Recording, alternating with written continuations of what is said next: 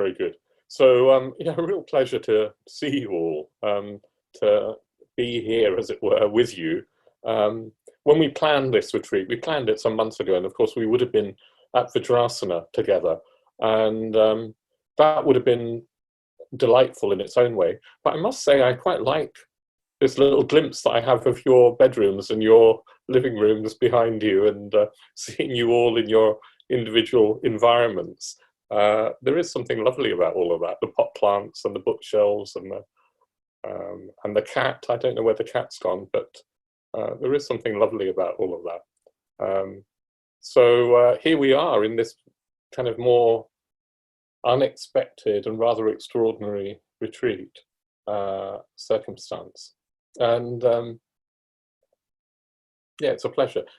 Many of you I know, and many of you are new to me. So I just want to say how lovely it is to sort of start meeting you and being here. It is a real pleasure for me.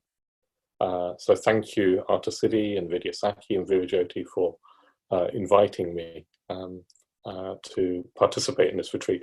I should say that actually I'm on 2 retreats at the moment, which is unusual, and that's not because of a great sort of power or siddhi. It's because this online world allows that. So I'm on an LBC retreat at the moment, so I'm doing bits and pieces on that retreat, and then of course I'm joining in the retreat that we're on now, so I won't be here for everything. So I'm here for this morning, and I'll come back tomorrow morning. And this morning, what I thought I'd do is I'll talk for a bit. We'll meditate. We'll have a break. We might have some questions and responses. We'll meditate again. To be honest, I'm not completely sure, but we'll have breaks, and we'll have some periods of meditation. So in terms of meditation, when we come to meditate, sort of you may want to sort of move from the screen or wherever and sit. You might want to sit in front of your shrine, or you might want to carry on sitting where you are. It's up to you, but we'll have periods of meditation somewhere in the mix of the morning. Yeah, and yeah, there will be breaks. So, and if there isn't a break, like you know, I haven't made a break, and you need to go to the loo, do feel free to just go if you need to. I won't take offence, unless you all go at the same time, in which case I will worry that I've bored you. Or but yeah, do sort of feel free to you know, participate as much as you want to, as you can. So yeah, I was just thinking back to when the lockdown happened. It seems like well, it is a sort of long time ago, but we've entered into, well, I feel a sort of strange limbo, sort of slightly retreat-like time, apart from it's also fraught with danger. Maybe I'll say a little bit more about that, and with anxiety for many people and suffering for many people. Normally, I don't associate being on retreat with those qualities. And what I was reflecting on, though, was that when we first entered lockdown all those weeks ago, speaking personally, I felt my practice, my Dharma practice, my Dharmic perspective just came alive in a wonderful, extraordinary, almost exhilarating kind of way. It felt for a while that I could really sense a solidarity with the whole world, that we were really in this together, and that normal life had just been cancelled, and not just normal life, but the future had been cancelled. I don't know about you, but you know, my diary is normally booked up, planned for a year in advance, sometimes even a little bit more.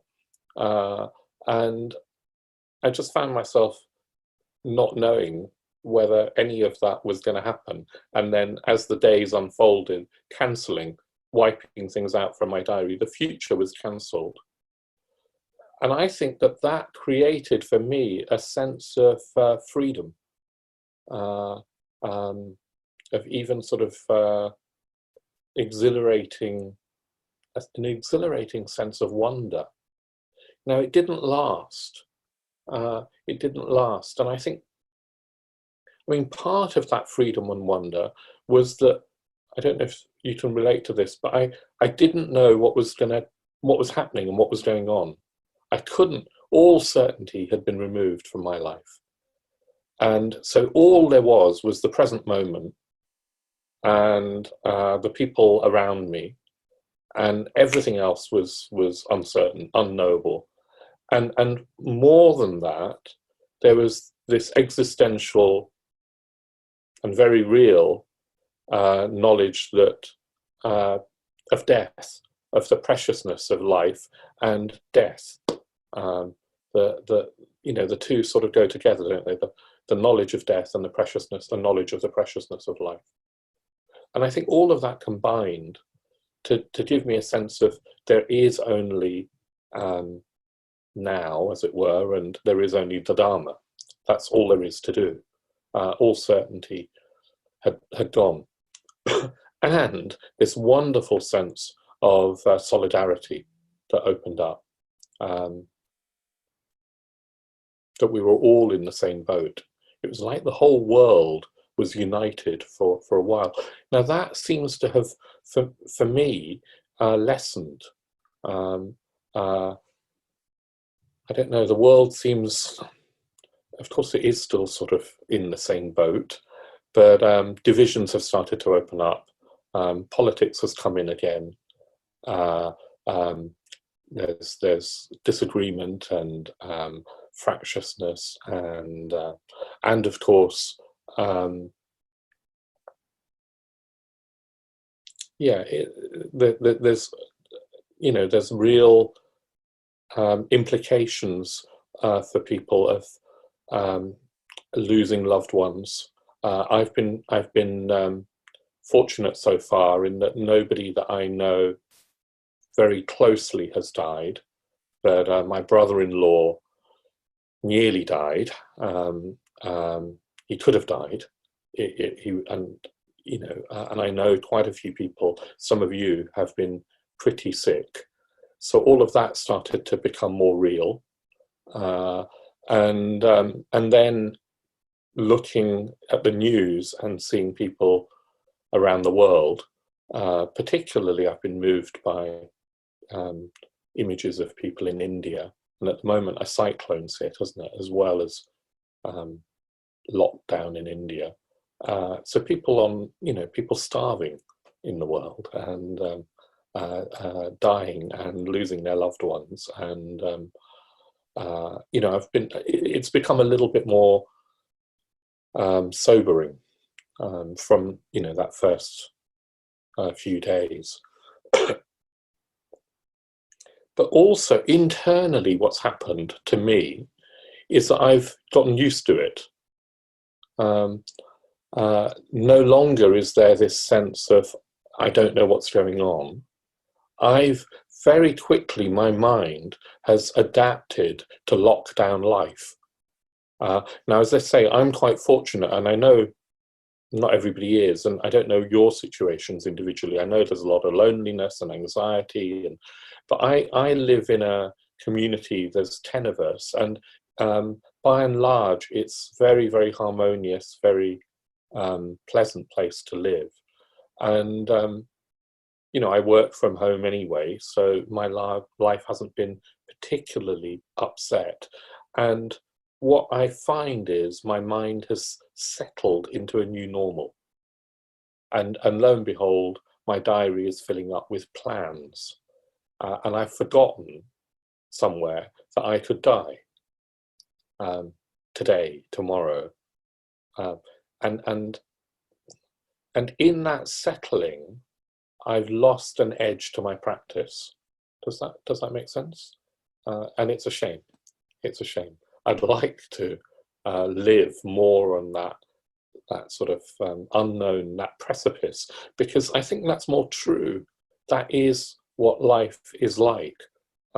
This knowledge that we think we have of the future, it doesn't really exist. Subhuti was saying that the virus is our guru. The virus is our guru, teaching us how the world always has been. The sickness, the facts of sickness and death, and that life is precarious, and we really don't know anything about what's going on. For a moment, anyway, that it was as if the virus was revealing that to us. That's what I felt. And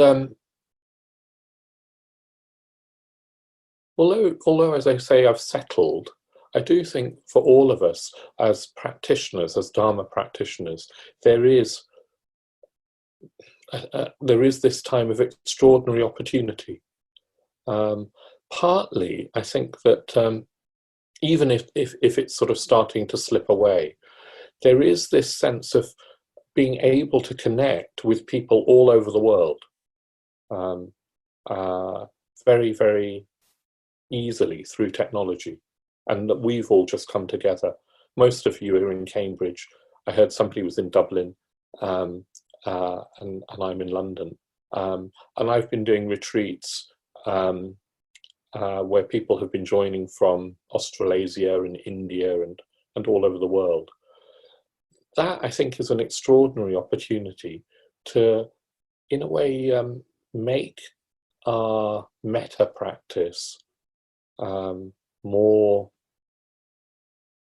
sort of real somehow, to really live from this sense of connection, because the wonders of technology show that connection is possible, and never has this happened in human history before, where there's been this sort of opportunity to connect, and the whole world sort of connecting together on the same basis. So I do think there is an extraordinary opportunity. I think the other opportunity is one to really see if we can stay with our reflections on life. The Buddha left his palace, the Buddha to be, Siddhartha, left his palace, having seen the sights of old age, sickness and death, and the fourth sight of the wandering holy man. We have this opportunity to let these sights sink in a little bit deeper into our psyches. I think that this is a time when we really can lean into the Dharma and intensify our practice. Probably you've been doing that. Probably many of us have been doing that all over the world. And of course, it's a time where we can reach out. I think the Dharma is more needed. Maybe it's always needed, but more people in the world are receptive to the Dharma than ever before. We have something to offer in terms of how to work with the mind, how to work with anxiety, how to cope with sickness, how to cope with death.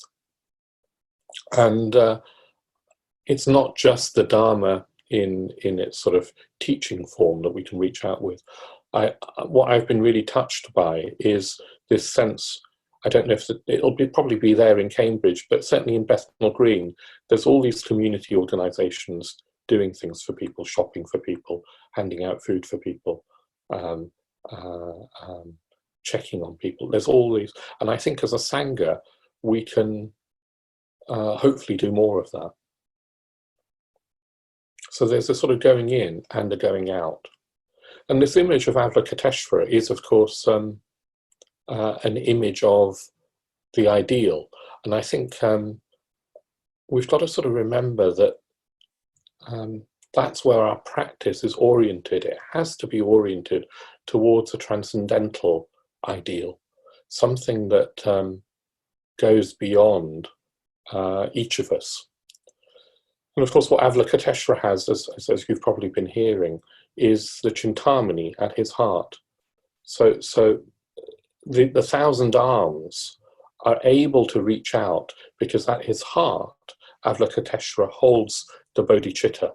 The bodhicitta is the transcendental force of wisdom and compassion combined, wisdom and compassion conjoined.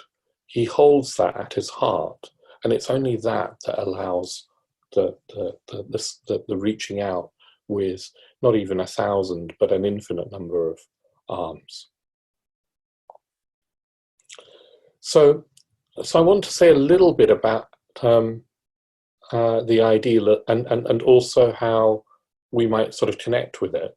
And then I want to say a little bit about sort of the real, working from where we are in our practice.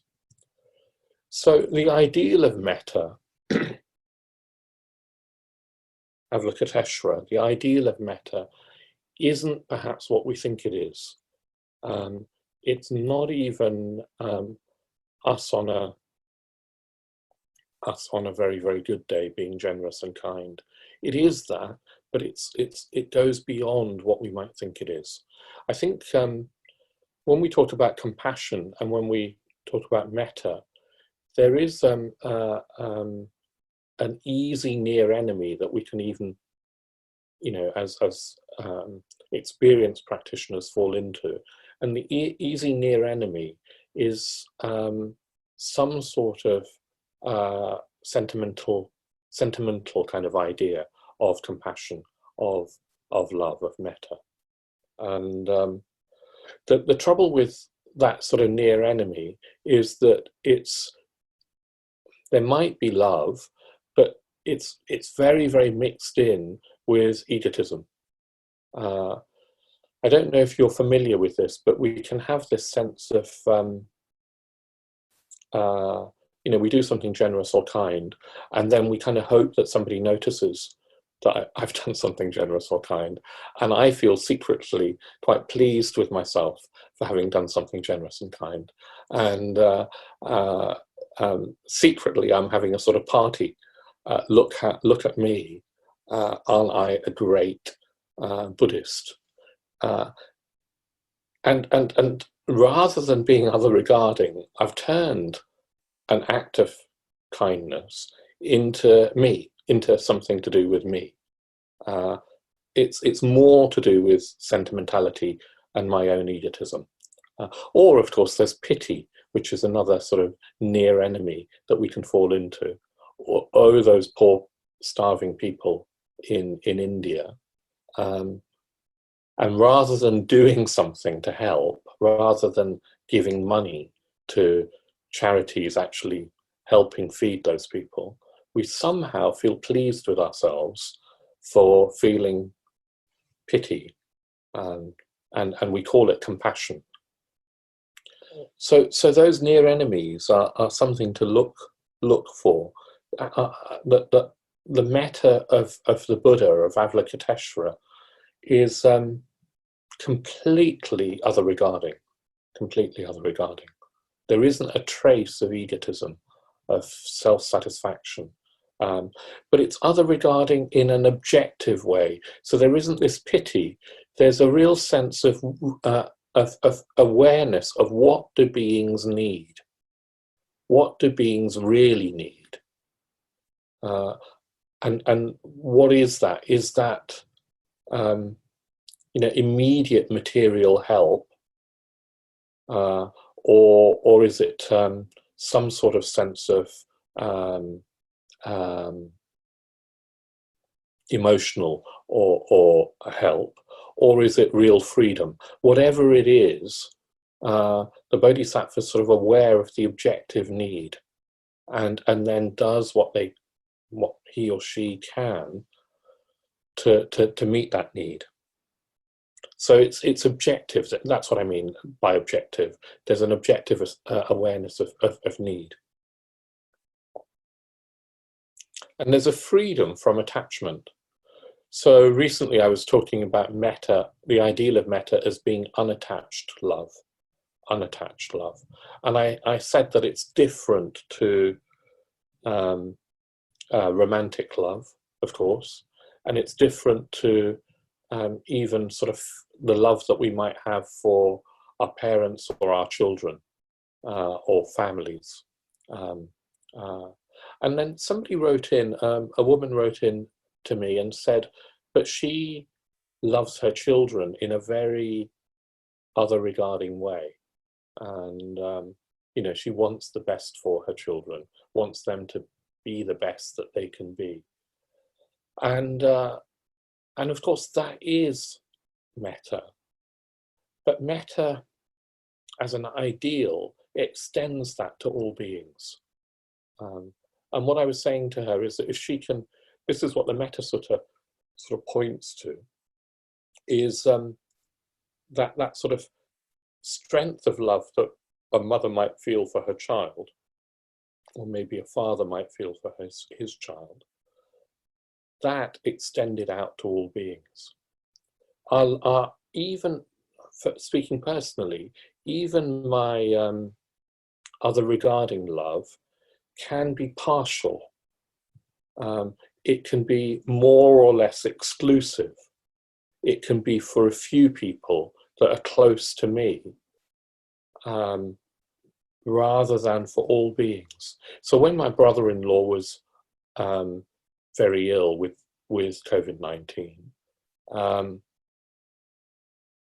I was more concerned than when I was reading about the thousands of people that were dying that I didn't know all over the world. And I know that that's kind of natural, but that falls short of the ideal. Yeah? So there needs to be an other regarding aspect to metta, and an awareness of what the real need is for people that is free of sentimentality. And the ideal is for that to be extended to all beings. So the way Subhuti talks about compassion, to use that word, is solidarity with all life. That's how he's been talking about it. And not solidarity, of course, in the political sense of some sort of union or a party, political party. He means in a deep a sense of empathy and connection with all life, a sense of the life in each other and in all beings, a sense of something shared that goes beyond a sort of conceptual level of relating. It goes beyond all difference. Actually, it's a visceral, felt sense of life in another. A couple of nights ago, I was watching The Encounter. Have you seen The Encounter? It's a play that was on at the Barbican a few years ago, and it's now a recording of that is being streamed for free. You might still catch it. I think it's on for a few more nights. They've extended it, and I really, really recommend it. It's this extraordinarily immersive experience of one man on a stage telling a story. And he uses, I can't go into it, but you have to wear headphones to watch it, because what he uses is sound to create a sense of immersion. And you do feel like you're right there with him. And the story is a true story of a man called Lauren McIntyre, who in the 60s is an American photographer for National Geographic. And in the 60s, he was in Brazil, in the Amazon forest, in the rainforest, trying to encounter, to meet with a tribe of indigenous people called the Marayuna. No, that's not right. They're called the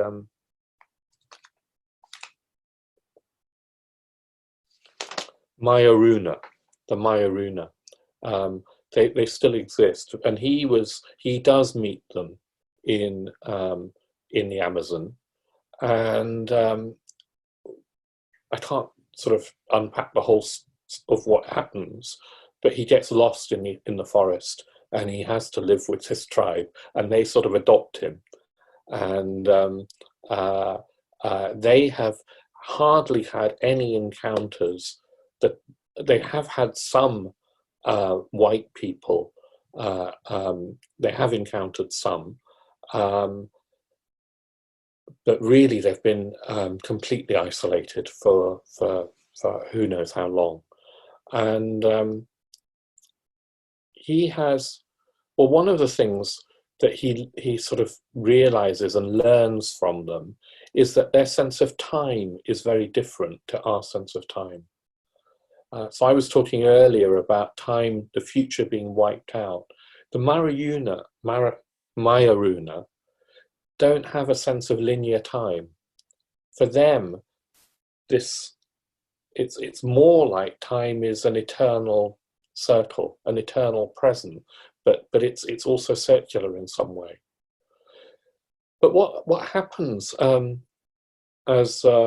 as he meets these people, he has no common language, and no more than language, no real common way of communicating anything.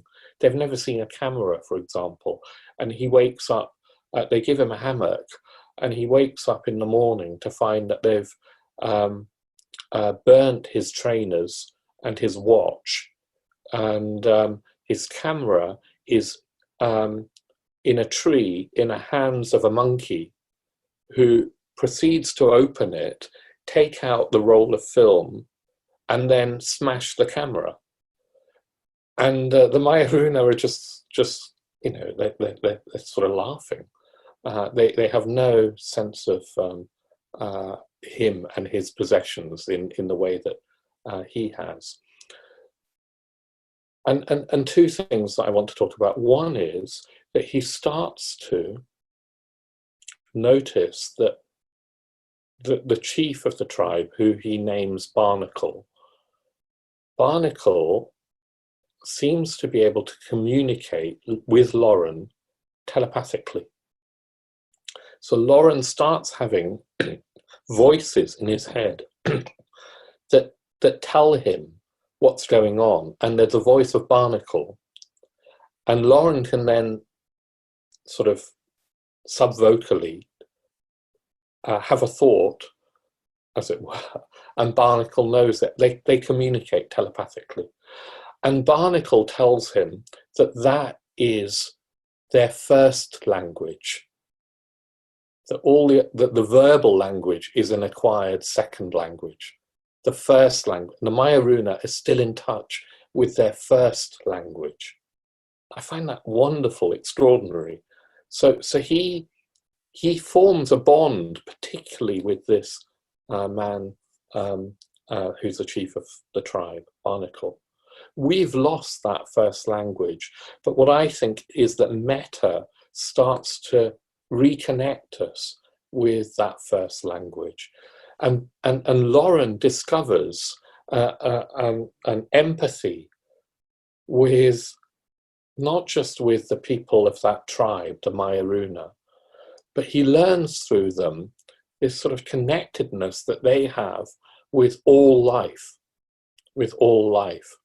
and this completely different way of seeing possessions, for example, and even the nature of time. So, for example, they conduct a ritual where they say they're going to go back to the beginning of time. And part of the ritual involves burning, creating a huge bonfire of all their possessions, which is incredible, really. I mean, another part of the ritual involves taking all sorts of hallucinogenic drugs that are excreted from the backs of frogs that they catch. So that's not so dharmic, I guess. But this letting go of all their possessions, and their possessions are things like carvings and bowls and you know, animal skins and clothing and spears and arrows. They burn them all to go back to the beginning. So I won't tell you what happens, but it's an extraordinary story, beautifully told. And I think that it has lots of resonances for us as practitioners.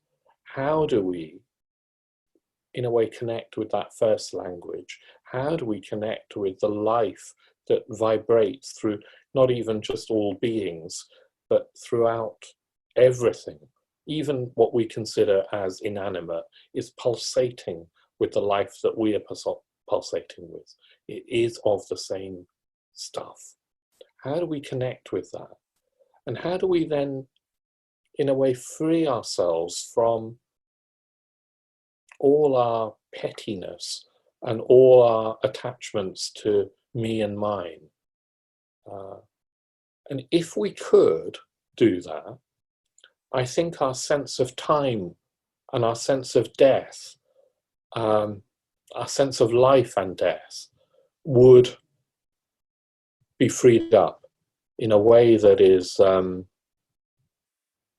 of both completely natural and beyond our normal consciousness, beyond our normal way of experiencing. So the metta bhavana practice, and metta generally, whether it's on the cushion or outside it, has that as its potential, I think. This transcendent consciousness that has a complete sense of vibrating solidarity with life. We probably all have glimpses of it. I can remember being on a solitary, I did a long solitary retreat a few years ago, 2 years ago or so, I think 2 years ago. You know, it was 6 months in Gujalota up a you know, Spanish mountain. And at times I feel I was happier than I've ever been, the happiest I've ever been in my life on that retreat. But just a little example. I was I sort of climbed to a high point. So the valley is already 900 meters above sea level, and I climbed onto a cliff that was quite high. So I don't know. I'm you know, 900 to 1,000 meters above sea level. All around me is this vast panorama. Ahead of me in one direction is the Mediterranean. It's absolutely breathtaking. And all these animals, see, I'm suddenly looking down and these ibex, which are these wild goats that look like deer, suddenly rush past me. And then these swifts are doing fly pasts right past me. It's almost like they're intrigued, they're playing with me, and they keep sort of just doing these and swifts are incredible, incredible birds. And you can hear this whoosh as they just fly into this. So I'm on a cliff, and then there's a sheer drop, and just vastness. And I had this experience of I can't quite describe it, of knowing, of feeling what it was like to be a swift. It was like I experienced the ecstasy of flight. The swifts were flying, and I was flying with them. That I've never had anything so visceral. You know, my body was obviously just standing there, but it was like I was flying with them. All my senses were flying. How wonderful to in a way let go of this limited sense of me and feel a connection with the life around us. And that's our potential.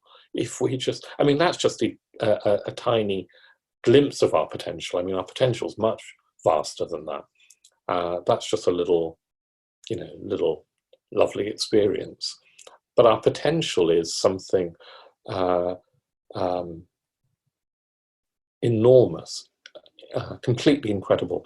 And not only, I think, does it transcend the limitations of the physical and the limitations of space and the limitations of time, Metta transcends the limitations of death. Death becomes something that happens on the physical level, but isn't the ultimate reality. I'm losing my words. I know this in my experience, that it's possible to contact, stay in touch with people who have died. And I know, I don't know what happens, but I know that death isn't the end, and I can't show that to you, and I can't prove that to you. And I could be deluded, I know. But all I can say is I know that. I know it. Both my parents have died, and I've stayed in touch with them, particularly with my mother, who died more recently. And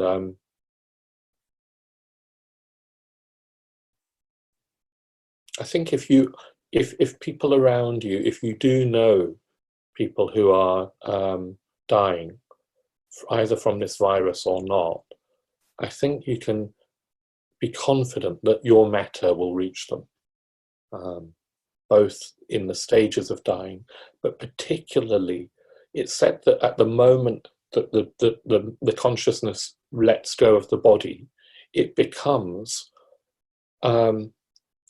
hundreds of times more sensitive. So thoughts and intentions are picked up. That the body is like a crude shield that sort of masks reality from consciousness, and it's freed from that. Of course, it's also said, of course, that the white light of reality shines momentarily, and there's an opportunity for complete liberation. But from our perspective, I just want to give us a sense that it's possible for metta to transcend death. In fact, it does. It's not just possible, and for us to have confidence, to wish not just the living metta, but to wish metta for the dead.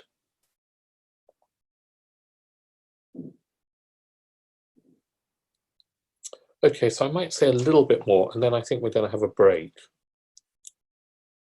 So I've talked a little bit about the ideal of metta as being unattached, as being free of self-concern, of being objective in seeing the need, the actual need, and then being willing to help, not just to bask in this sense of well-being that can arise from positive intentions, but to actually go out and help. I've talked about it being impartial and limitless in its range. I've talked about this sense of solidarity that might be a better word for compassion, because it avoids some of the sentimental connotations that the word compassion can easily have for us. This sense of solidarity transcending our differences, not just cultural and other differences, obvious differences, but somehow reaching to this primal sense of life, communicating with life, mind communicating with mind. How I think that is really possible, and that we've forgotten it somehow. Our first language is of that direct connection with all life, and we've forgotten it. And part of the reason we've forgotten it is that we're so concerned with me and mine, and complicating our lives with more and more stuff. So, and then I've talked a little bit about the opportunity that we have in this pandemic, in this crisis, to really go deeper within ourselves, if you can, to stay with the existential uncertainty that this crisis is bringing. If you can. If you can't, if it's all too anxiety inducing, then you need to in a way work more gently and try and find a sense of shraddha and a sense of connection with people, and just work on a sense of well-being.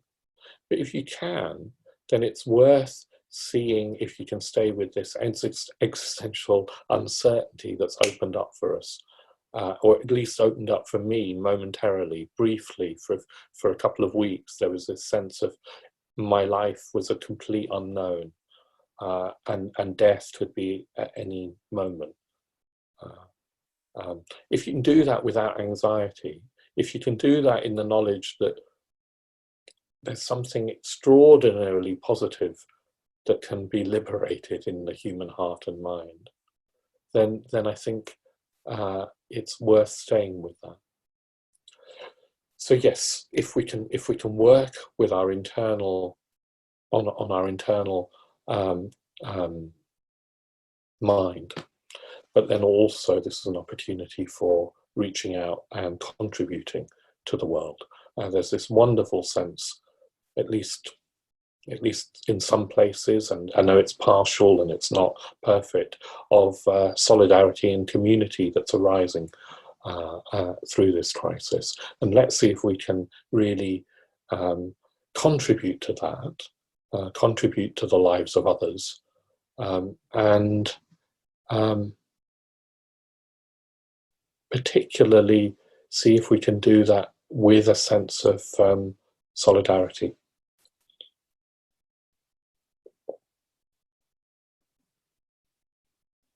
Okay, so I want us to, we'll have a break now, and then when we come back, I want us to look more at how do we work in the Metta Bhavana practice. How do we start from where we are in that practice? So we've got this very lofty ideal, but we might not always be in touch with that ideal. So I'm going to start looking at how do we work from where we are. So hopefully we're regathered. Let's just see if everybody's here.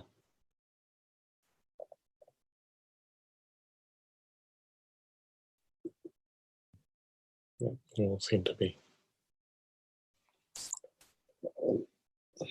Very good.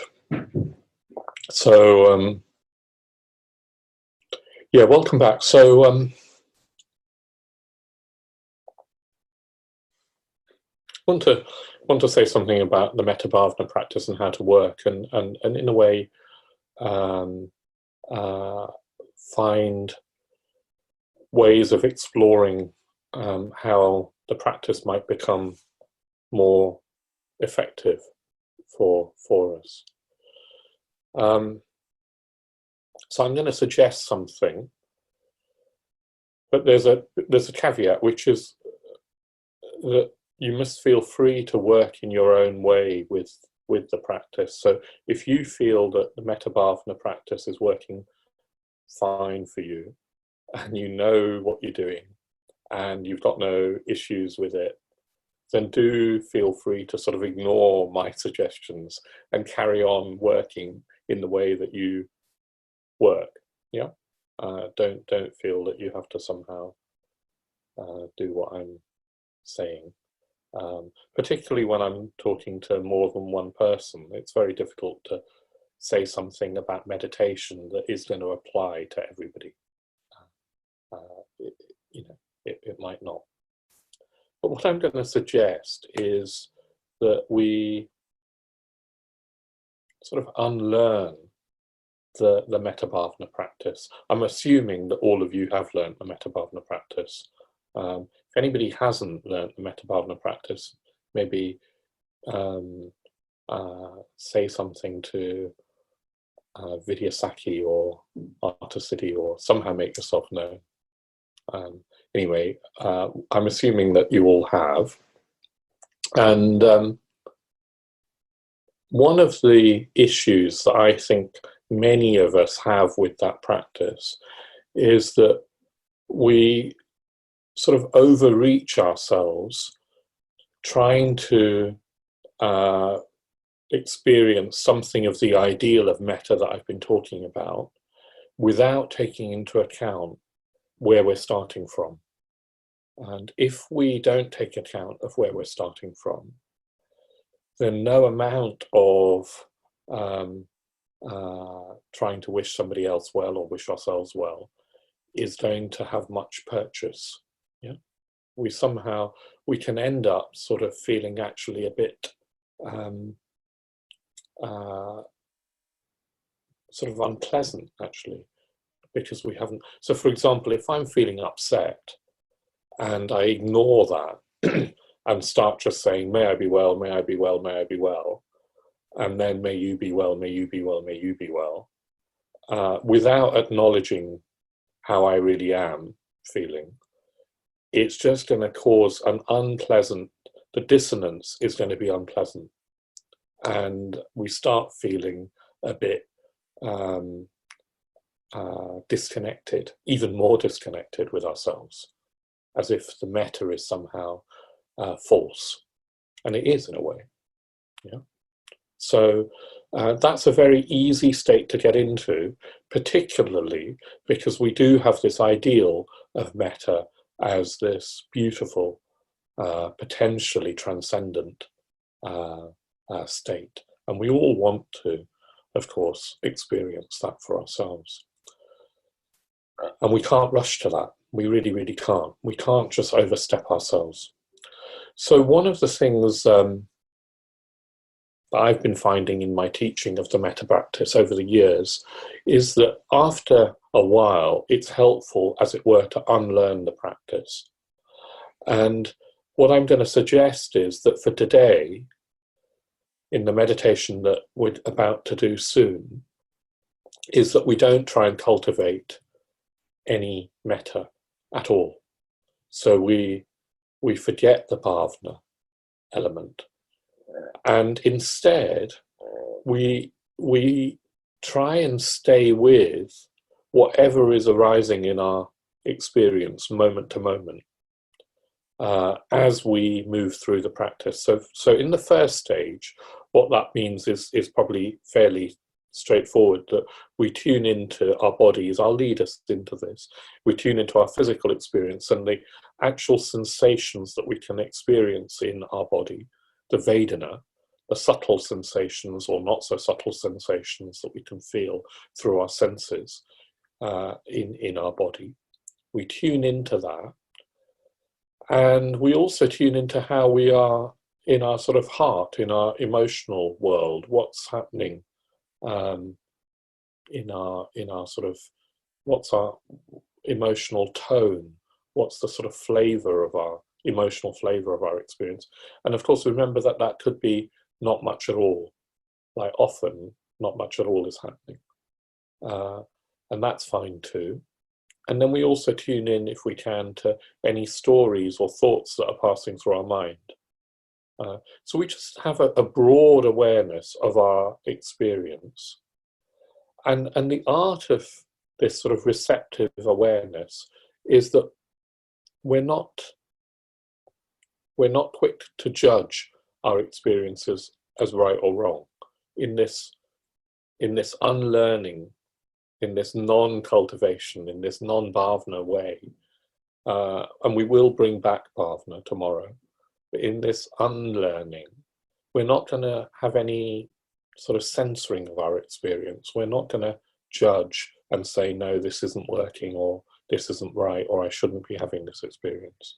So you're just trying to notice what's going on, but it's a little bit more than that. You're also trying to stay with what's going on in your body, in your heart, and what's passing through your mind without getting distracted. So in a way, it's like you'd work in the mindfulness of breathing. If you find yourself distracted, then we need to come back when you realize that you're distracted. When we're distracted, you need to come back, and you come back to the body. You can even use the breath as an anchor. If you find that you're getting distracted a lot, then don't just drift and go along with that. Do keep coming back. But what you're coming back to is a broad awareness of the sensations in the body, a sense of how you are in the heart, your emotional tone and flavor.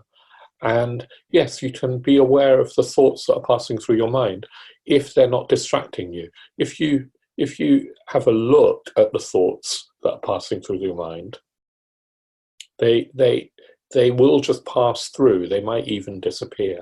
You won't necessarily get caught up in them. It's when we get caught up in them, when we get lost in thoughts, that we get distracted, in which case you need to come back. So of course, in the first stage, you're probably familiar with all of this. We're just, in a way, sitting with our experience. It's not unlike just sitting. But you can bring in some mindfulness of the breath if that helps you stay focused, rather than allowing yourself to drift off. In the second stage, and in subsequent stages, we're going to bring the people to mind. So in the second stage, you bring the friend to mind and try and hold them in your heart, your mind, as best you can, as vividly as you can. But then we're not going to deliberately try and cultivate metta for them. We're just going to hold them in our mind and see what happens in our experience. So we're letting go just for now, and this isn't the full metta bhavana. This is a corrective that I'm trying to teach you, a corrective to this overreaching that we can get. So we're not going to cultivate anything. We're going to stay with whatever arises in our experience when we have the friend in our mind, in our heart. And of course, it might be that metta arises naturally. A sense of well-wishing arises naturally. In which case, if you turn towards that, it will grow, and you don't need to do anything. So don't censor the metta that if it arises naturally, you don't need to. This practice can have metta in it. It's the bhavana that we're letting go of for a while. Does that make sense? Yeah. Or it might be that metta doesn't arise and nothing much happens, and there's this sense of neutral Vedana. Well, then just stay with the neutral Vedana. How do neutral Vedana feel? We have to learn, actually, to stay with neutral experience. Very, very tempting to not stay with neutral experience and try and somehow push it away. Yeah? But frankly, a lot of the time, if you're like me, my experience is relatively neutral. So I do need to learn to stay with it. So if it's neutral, it's neutral. If it's I don't know, aversive, so suddenly you decide you don't like your friend after all, feelings of ill will come up, well, see if you can get underneath the story. Maybe this will be more likely in the fourth stage of the practice, when you bring the difficult person to mind. Aversion might arise.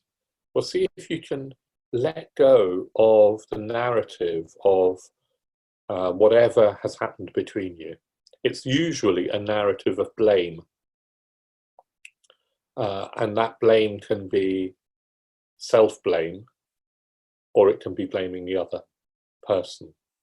See if you can let go of that narrative by just being mindful of any stories in your mind, and keep coming back to the actual Vedana of this aversion. So there might be Vedana that are unpleasant, to do with hurt or resentment or ill will or whatever it is. See if we can feel and learn to stay with our unpleasant Vedana. So for me, if there's anxiety, for example, or ill will, I've learned that, I can experience it in my chest and in my belly. There's unpleasant, uncomfortable Vedana. And in meditation, we need to learn to be able to stay with that without pushing the Vedana away. Does that make sense?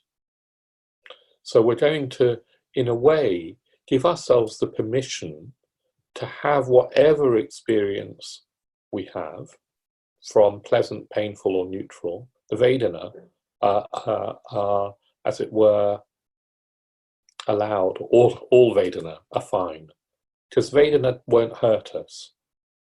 But we are going to try and let go of any narratives of ill will or blame that we get into, any unhelpful stories. We're going to keep noticing and letting go, unhooking from those stories, keep coming back.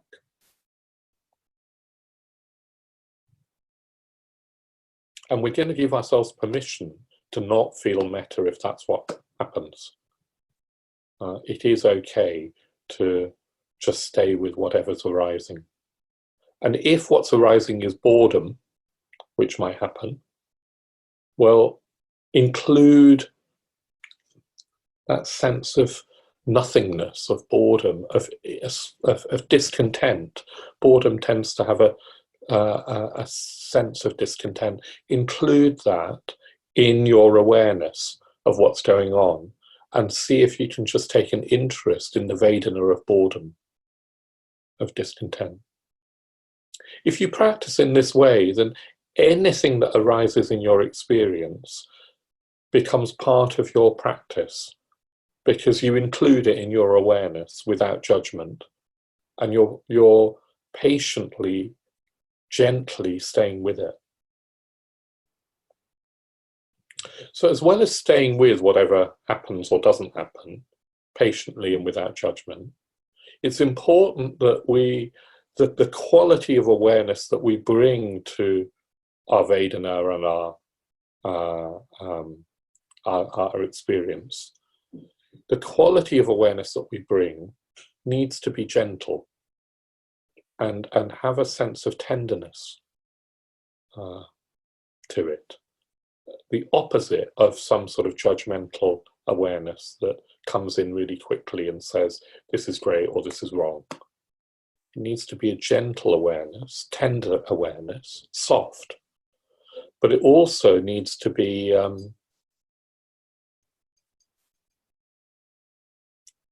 it needs to have a sort of sense of curiosity to it, a sense of interest. So what is going on? I'm not sort of judging it, but I am interested. I'm curious. This is our life, our experience unfolding moment to moment. Let's take an interest in it. So it does need a sense of, there's an edge to it, which is a sense of gentle interest, of curiosity. Yeah? So non-judgmental, gentle, patient, tender, but also interested and curious. So there's a sort of investigative quality to it. Yeah? But not in a hugely thought-through way. I don't mean get into lots of narrative or story. I mean stay with it, particularly in the body. It's not easy, this way of practicing, so it will demand patience and a degree of willingness to stay with whatever arises. We're going to move through the stages, first, second, third, fourth, and of course the fifth, where we bring all four people together in our minds. And again, we're not going to cultivate anything. We're just going to hold all four people in our hearts and minds and see what happens. And then we're going to extend that out, our awareness out to include all beings. All of us here on the retreat, all 46 of us participating on this retreat, and then the whole world. And again, we're not going to deliberately cultivate anything. Yeah. So it's more like a receptive mindfulness exercise than the traditional Metta Bhavana practice. And tomorrow we'll bring in Bhavana again, but I want to undo the Bhavana temporarily, because I'm trying to say that we need to learn to start from where we are. Hopefully that all makes sense. Okay, good. So we'll meditate for, I don't know, about half an hour. I'll lead us in with a sort of body scan. I might read a poem by Rumi at the beginning and at the end, and I'll ring bells. Can you, I'm going to just test the sound of the bell. Can you hear that? Yeah, good. Okay, so that will be the bell. My voice will probably drop slightly. If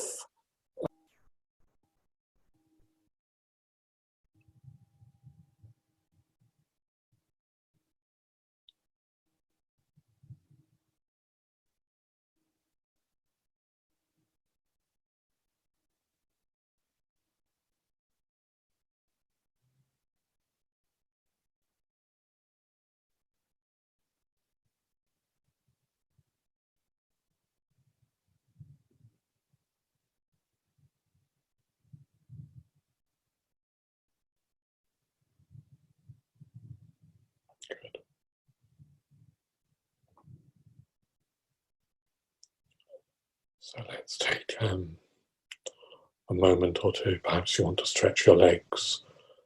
Perhaps you want to come back to the seat that you were sitting on, the screen. I have a little bit of time for questions. So I believe Vidyasaki is going to be the sort of MC for questions. How do you want to do it, Vidyasaki? Are you wanting questions on the chat, or are people going to unmute themselves and ask? Well, I was thinking probably the best way is, if you do have a question, is to put it into the chat box, and then I can sort of convey it. But if you would like to speak, that would also be lovely. But maybe just hold your hand up, and then I'll sort of bring the virtual microphone over to you and unmute you. But if you do want to speak, just bear in mind that we are recording this, and we're almost certain to put it up on YouTube. So your voice, probably not your face, but your voice would be recorded on that YouTube. So just be aware of that. Good. So it'd be good to see if there are any questions about, well, as I say, how you got on in that meditation, the Metta Bhavana without the Bhavana, and possibly without any Metta, and how you found that. That would be interesting for me to hear, but also any questions that arise from that way of practicing. But also there might be questions from what I was saying earlier, and I'm open to either of those. Okay. So let's see. And if nobody has questions, oh no, Savajit, I can see, has something. Yes, I'll just try to unmute you, Savajit. Just give me a moment. It's tricky not being able to see all of you on one screen, isn't it? So there we go. Hello, Savajit. Well, firstly, thank you very much, Jnanavaca. That was wonderful, really fantastic. My question was actually around about your experience of lockdown, and you talked about how you had that edge in your practice. Yeah. And you realised that the future was cancelled. Yeah. And that there was no certainty, and that's actually recognising the state that we're in all the time, but we don't. Yes. But then you slowly sort of normalised your experience back and lost that edge. Yeah. I wondered if you had any advice as to how to keep that alive to some degree or other. Yeah. Well, of course, it seems to be a very, very deep-seated tendency in human consciousness to make sense of our experience. Very quickly, we seem to want to make sense of our experience so that we can navigate our world. And that must be related to just the survival instincts inbred in us. So I do think it's a very, very deep-seated tendency. Whatever the experience, you know, when it's new, quickly the mind will kick in to try and work out what's what, where's where, which way's up, where there might be some solid ground under us. What can I do? It tries to make even a new, perplexing experience into a sort of known, safer experience. And you can see how, from an evolutionary perspective, that's probably a good adaptation. So I don't think it is something to sort of, what am I trying to say? It's very understandable. I don't necessarily give myself a hard time for not being able to stay at that sort of existential edge all the time. It's sort of normal. But what I do try and do is, particularly in my meditation practice, so at least kind of once a day, try and reconnect with the sense that I don't know what's going on, and see if I can nudge towards that edge again. And each of us is going to have a different edge. So it might be that, look, if you're having a really hard time, you don't want to push it anyway. Do you know what I mean? You're already having a hard time. You might be feeling isolated. You might have lost your job. I know friends of mine who have lost their jobs. So there's already quite an uncertainty in their life and an insecurity from that position. So it's not that you want to necessarily push it. Then it's a case of, can I then just stay with that in my practice somehow, stay with that not knowing. But I think if you do feel relatively comfortable, secure, there's a sense of well-being, then I think it is worth, in practice, from time to time, deliberately trying to sort of unseat our complacency, unsettle our natural human complacency. And I find it just helpful to, reflect on my mortality, that I don't know how long I've got, that life is precious, but I really don't know how long I've got. This virus is, of course, that's always true, but this virus has been particularly weird, hasn't it? In that some people are completely asymptomatic. Some people have very mild symptoms. Some people have symptoms that aren't life-threatening, but seem to go on for weeks and weeks and weeks. And that leaves you like perplexed, like what on earth is going on? Some people have mild symptoms to begin with that then suddenly they fall off a cliff edge and they need to go into hospital. And then some people just die. So in a way, isn't that a wonderful metaphor for our normal situation, this unknown, this uncertainty? If we can stay with that, that's really good. The condition for staying with uncertainty, insecurity, existential uncertainty, the condition that makes that a useful thing to do is metta and shraddha. Yeah. So we do need to have an open heart that's connected with life, with ourselves. There's a sense of openness, sensitivity, connection. That's part of it.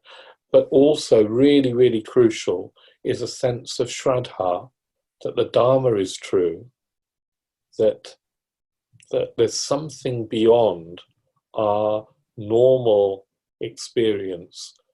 There's a consciousness, as it were, that's a way of talking, that's available to us, that is supremely fulfilling, freeing, beautiful, blissful, the source of all joy and contentment is in that state, as well as the source of all love. So that is within our reach. And the reason that we're not experiencing that more of the time is because this sense of complacency creates a delusion and a veil. So there's something, if we can stay in touch with Shraddha, that the enlightened ones are reaching down to us and that it's possible for us to open up to enlightenment. If we can stay a sense of Shraddha, then the existential edge can be quite liberating and beautiful itself, exciting. Yeah. If you just get frightened, then don't worry. Come back. You don't have to stay thinking about mortality or death. Or you come back to more metta and more Shraddha. I don't know if that helps, Shavajit. That's a bit. Yeah, it does. Thank you very much. Yeah, I love that sort of balance between the two. Yeah. Thank you. Good. So we have quite a few questions actually. Okay, so I might have to pick and choose a little. Yeah. But there are a number of questions actually about tears and crying. Particularly, maybe Kamala Matti says she noticed an urge to weep when you invited us to soften in the belly. So I think a number of people are wanting to know about tears. Are they normal, and is it okay to cry? And how I just think that's really positive, Kamala Matti, and everybody else who's asked that question, because what it shows is that you've just uncovered a layer of emotional experience, of feeling that wasn't accessible just beforehand. And that just is a great example of getting in touch at a deeper level with what's happening. And of course, tears might be an expression of grief or sadness. They can also be an expression of joy, of love, of sensitivity to life, to beauty. And if tears come, then I'd really urge you to let them come and not suppress them out of some sort of sense that you're embarrassed or that it's wrong. Or I'm unfortunately, I don't seem to be able to, the tears don't come very easily, but I'm often moved to tears without the tears. On this long solitary retreat, every day, I can say that literally every day of the 6 months, something would happen, and it was normally connected with seeing something beautiful that would move me to tears. Unfortunately, I don't seem to be built where I can easily, I don't know, the tears won't come, but that doesn't matter. I was just happy to be moved to tears without the tears. And if tears come, that's great. Yeah.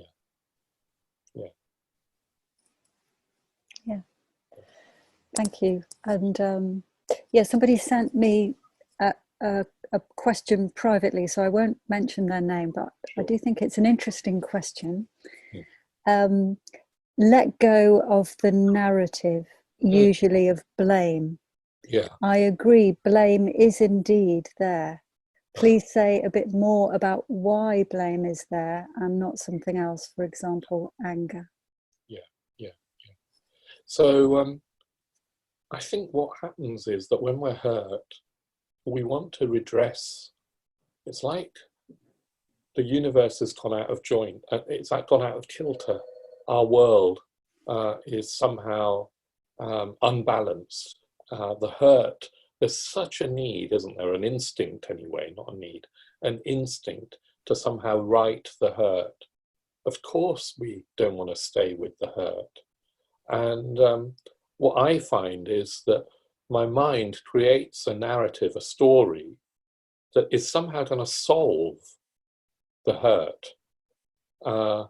And often that story will be trying to apportion blame.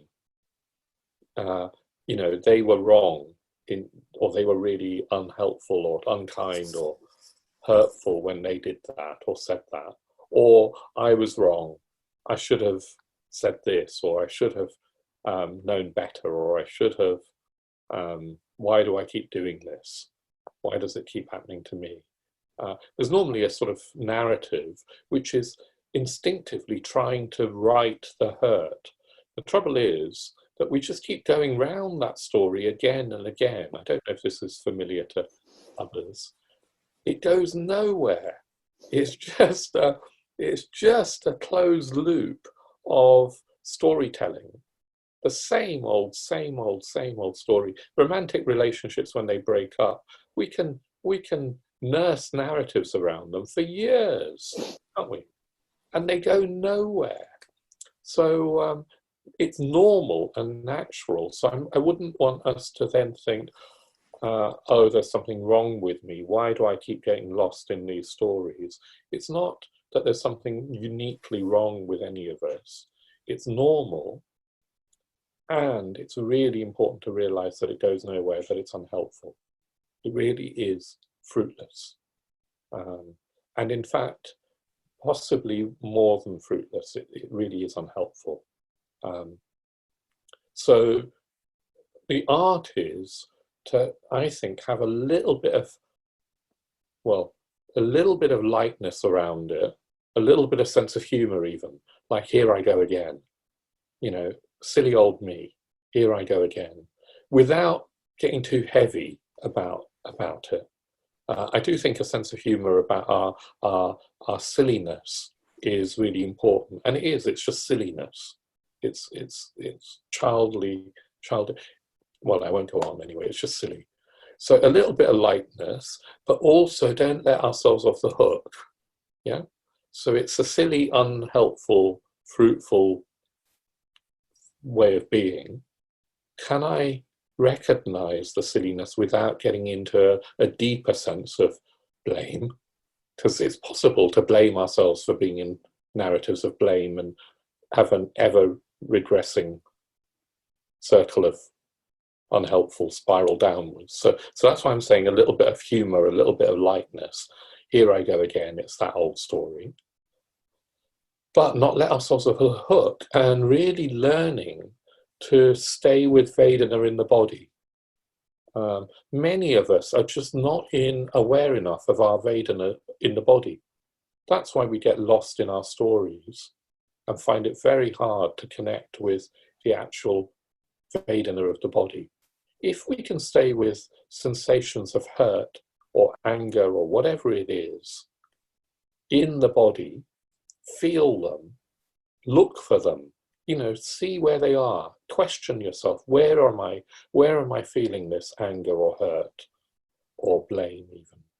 If we can learn to gently inquire into where I feel it, allow it to be felt, and then stay with it, then the Vedana itself, not only will it not hurt us, even though it might be unpleasant, it won't hurt us. But more than that, it'll liberate itself. Our feelings want to be felt, all of them.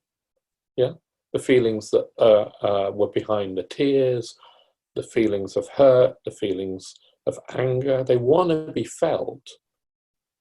And we can allow ourselves to feel them, knowing that they won't be unhelpful. They're not going to hurt us.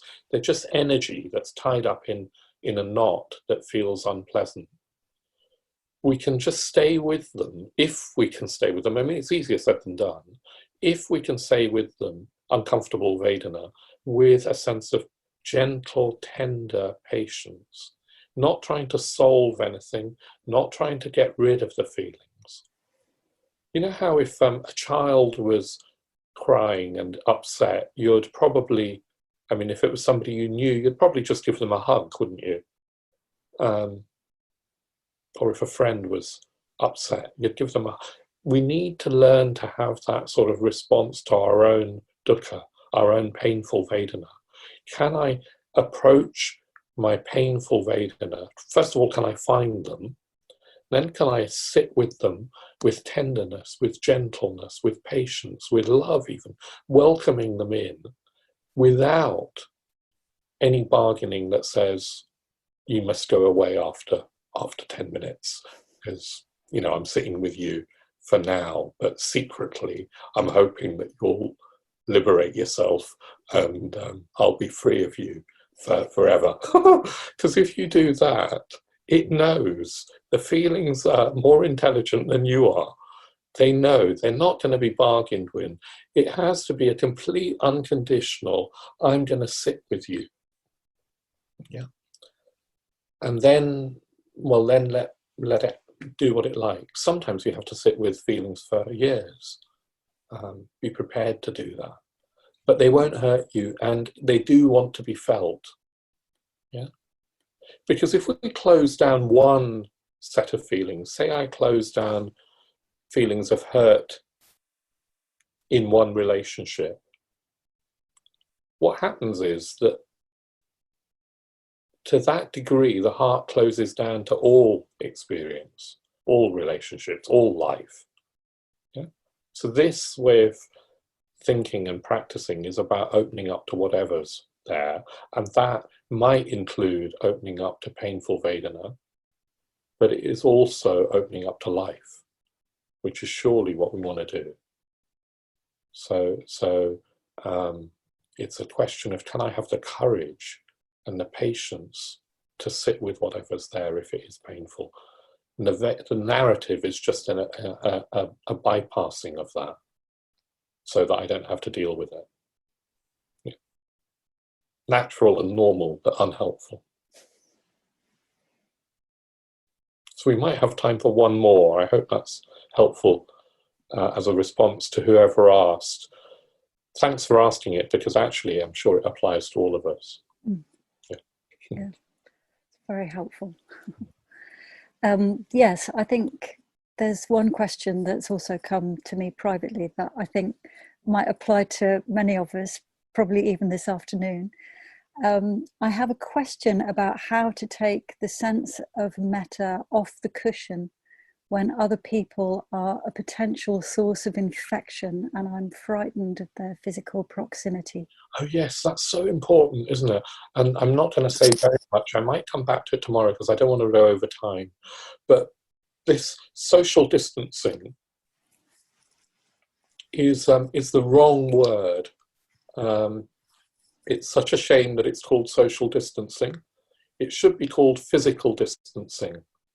Actually, we need to feel more connected than ever with people. And that actually, the potential is there to feel connected and being sensible about physical separation. So I've made it a point to, whenever I go into a shop, to really try and be friendly to the person behind the counter. They're having to endure whatever they're having to endure, as well as just the shop work, which can't always be pleasant. They're having to endure other people's projections and fears and anxieties, and may have anxieties of their own. Yeah. So see if we can just reach out to people a little bit. If you're going for a walk or you're in the park or wherever you are, I'm trying to make eye contact. Physical distancing isn't not making eye contact. We know that. Make eye contact, smile, say hello. The virus won't be passed on by saying hello. So trying to respect the physical distancing, but using it as a real opportunity to connect more at the mind level, at the heart level. That's what we're trying to do. And I know what it's like. You're passing somebody in the street and you're thinking, gee, I've got to stay 2 meters or whatever it is apart. And subliminally, there's this sense of, I could be infected. Of course, it can go the other way around. Like, I could be carrying the infection, and be asymptomatic and not know it. So it does go both ways. So I think even spotting that that's going on is a good thing, but then see if we can reach out with friendliness, which will really help.